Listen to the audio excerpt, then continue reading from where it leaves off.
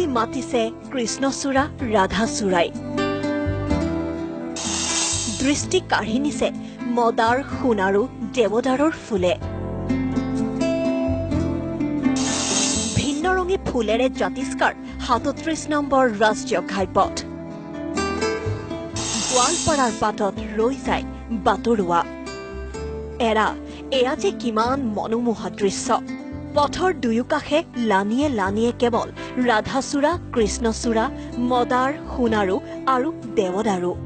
এই গছসমূহৰ ভিন্নৰঙী ফুলে বৰ্ণময় কৰি তুলিছে গোৱালপাৰাৰ ৩৭ নম্বৰ ৰাষ্ট্ৰীয় ঘাইপথৰ দুটি পাৰ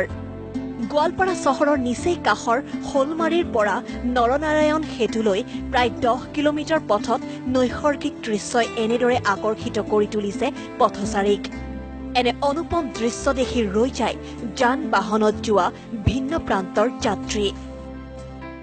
বহুত ভাল লাগে মানে ৰাস্তাই গাড়ীবোৰ যালেও তাৰ যদি কাৰোবাৰ মন বেয়া আছে তেওঁলোকে অলপমান আনন্দ পায় দেখি পেলাই সেইবোৰে ভাল লাগে তোমালোকৰ ঘৰৰ কাষত কেনেকুৱা নিজৰ ঘৰৰ কাষতে চবৰে ভাল লাগে আমাৰো ভাল লাগে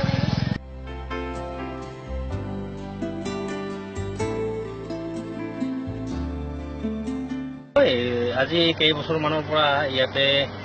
এইটো সময়ত ৰাধাচূড়া কৃষ্ণচূড়া আৰু অন্যান্য যিবিলাক ৰাস্তাত ল'ব পাৰে আছে ইয়াৰ যি সৌন্দৰ্য এই সৌন্দৰ্যই ইয়াৰ